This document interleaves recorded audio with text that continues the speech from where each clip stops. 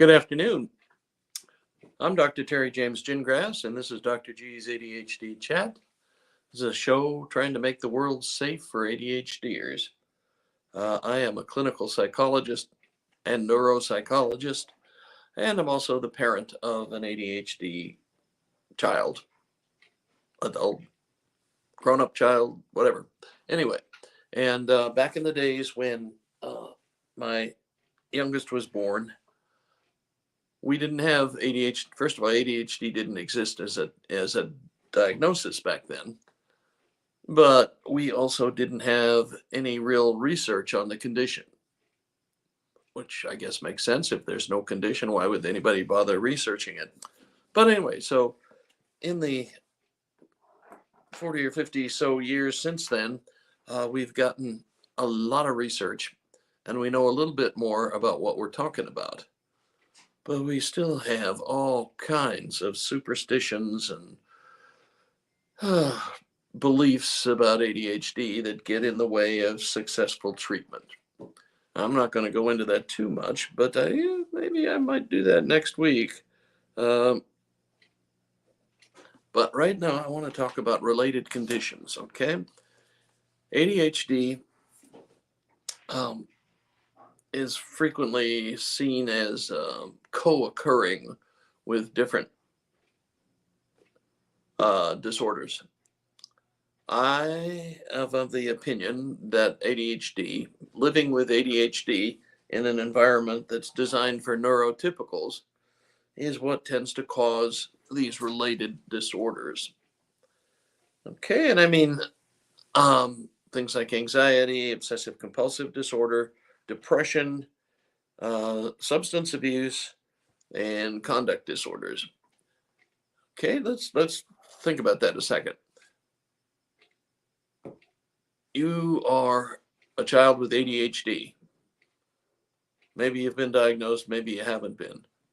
But you go through a day where you get approximately 70 critical comments a day from your parents, from your siblings, from your teachers, from your coaches, from whoever does whatever after school activities you're involved in.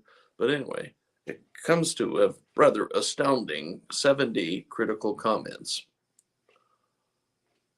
So what do you do in a situation what's a normal reaction in a situation like that? Well, I would say start off with anxiety. Anxiety is, you're going to get into trouble. You just don't know when or with who. It's going to happen.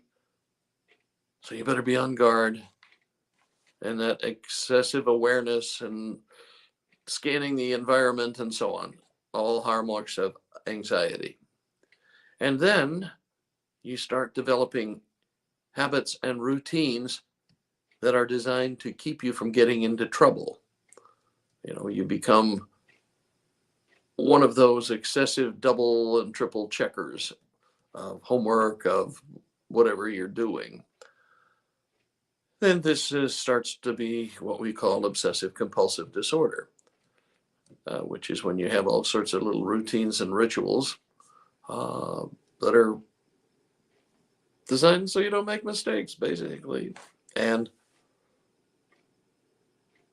certain subvariants of ADHD are more prone to go in the obsessive compulsive route. Mostly it's I'd say the inattentive ones based on my personal experience. Okay, and then the next one is depression. Okay, well, after you've spent some years getting an excessive amount of criticism, you start to think that there's something wrong with you. That you're worthless, that you just can't do anything, that you can't do anything right. And that's when kids start labeling themselves as not worthwhile human beings, and therefore they're depressed. Low self-esteem. Hey, that's one of those things that we see with ADHD regularly.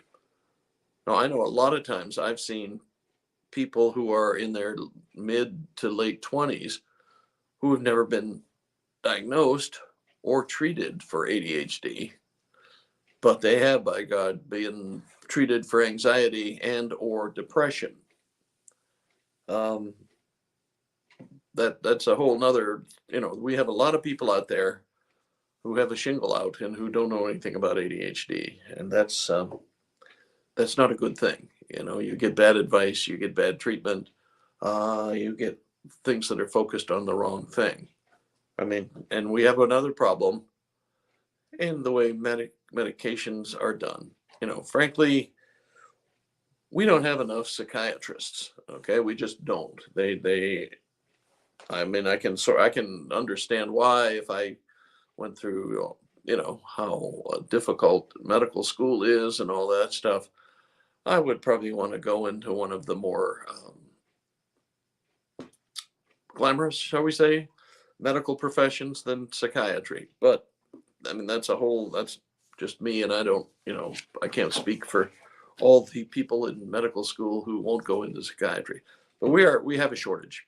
We don't have as many psychiatrists as we need.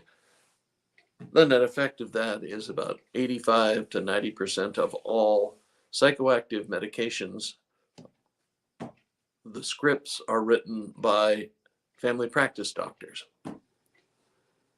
Okay, now the joy in being a family practice doctor is your practice probably got bought out by some big medical system, and you have been told that you will see 25 patients a day or else. Now, I don't know if you can imagine what that's like, but seeing 25 patients a day is just asking for a malpractice suit. You're going so fast. Think of it, 15 minutes, 25 patients. Math does not work out. When are you going to do notes? When are you going to have lunch? When are you going to take phone calls? It's a mess. But the other thing is that family practice docs do not specialize in psychiatry, and for better or worse, ADHD is normally seen as being a psychological or psychiatric problem. I could argue about that as well. I mean, it's more purely a neurologic condition, but the way we are training docs, you're going to have to go to a psychiatrist to get the proper medication for ADHD. But you've also got to have somebody who's sensitive to the condition and can recognize it, and won't just try to. Well, there's a lot of misdiagnosis in the field of ADHD, and it's underdiagnosis rather than overdiagnosis. Lots of people who are not really believer. Why do you have to be a believer for ADHD? It's not a religion. It's a neurologic condition that we have established beyond a shadow of a doubt that it exists, that it causes, difficulties, but we still have people who are denying it. And the issue is it's hard enough to get proper treatment for ADHD without having it confused because somebody's already been treating you for anxiety and depression for a long period of time. I remember I had the father of one kid I evaluated, and we evaluated him. No kid, he had no kid in ADHD, and it wasn't a subtle case. It was pretty obvious. And when I'm doing the feedback session, mom is whacking dad in the ribs every time I made a statement, saying, "That's just like you. That's just like you." And so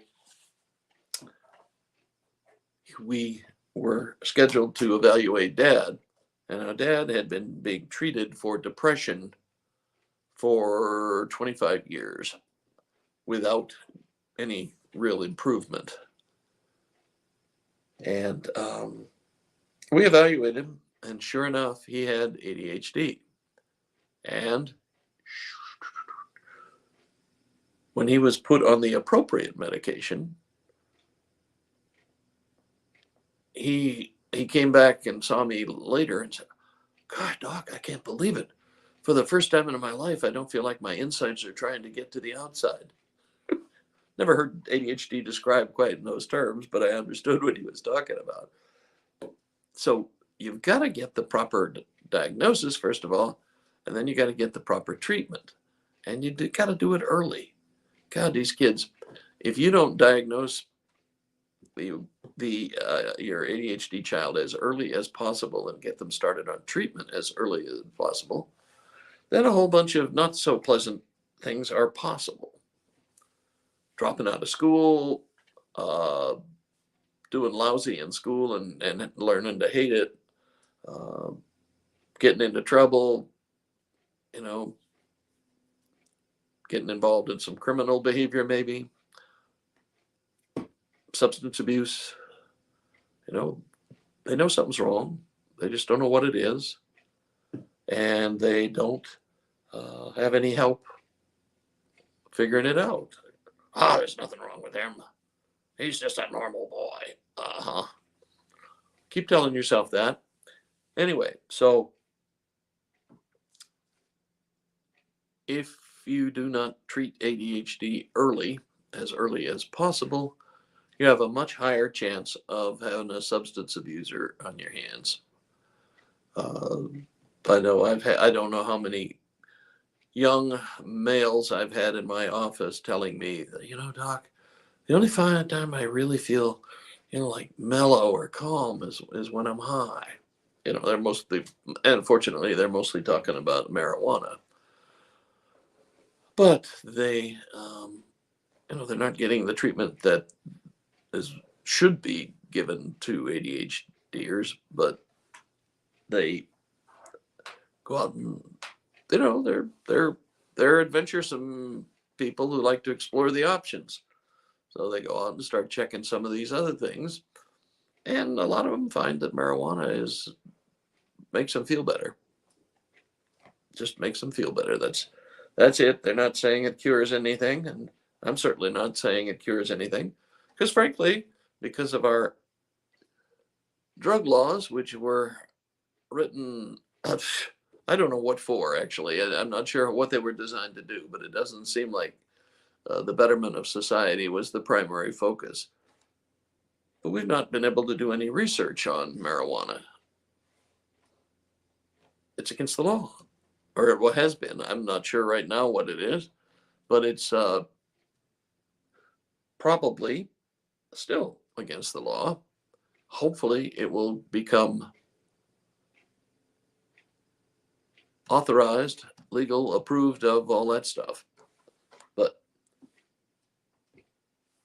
until then, we're gonna have kids who've tried marijuana regularly and maybe find that it was helpful. I can't tell you that it's not helpful. I don't know.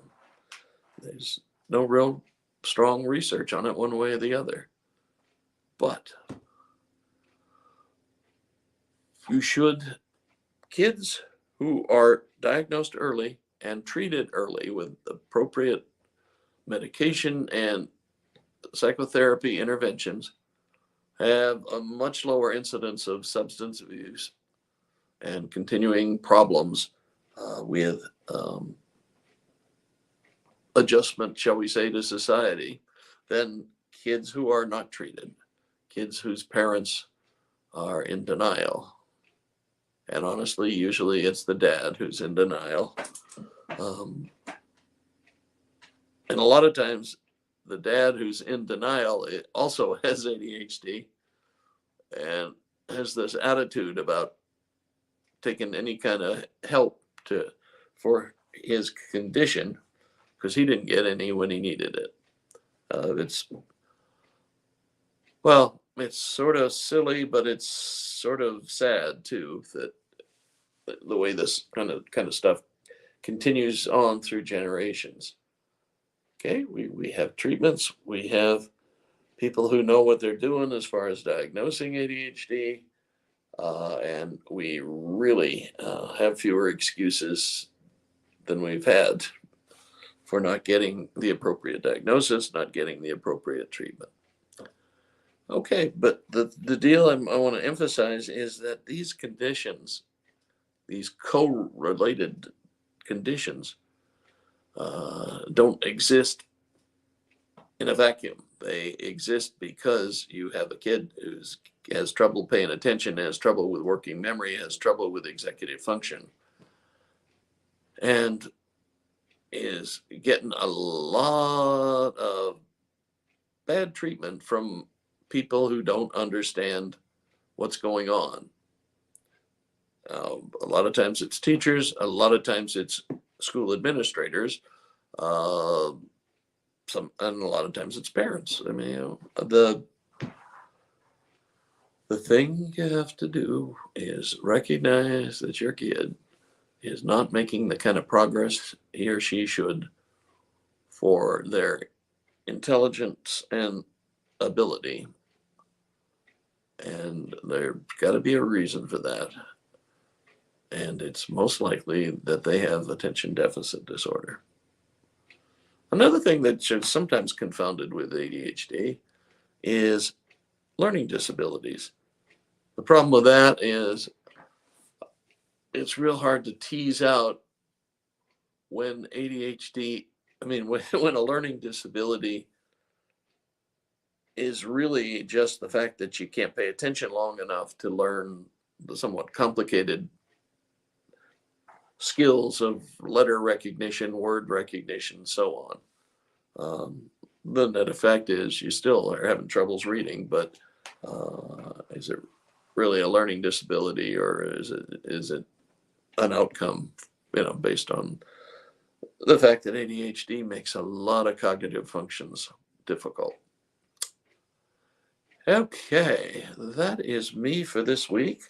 I'm Dr. Terry James Gingrass. This has been Dr. G's ADHD Chat, the show that's designed to make the world safe for ADHDers. Because remember, ADHDers think outside the box. And they're the people we need, because outside the box thinkers solve the big problems. Neurotypical thinkers just keep the system going the way it is. They don't change much, and they just keep it going.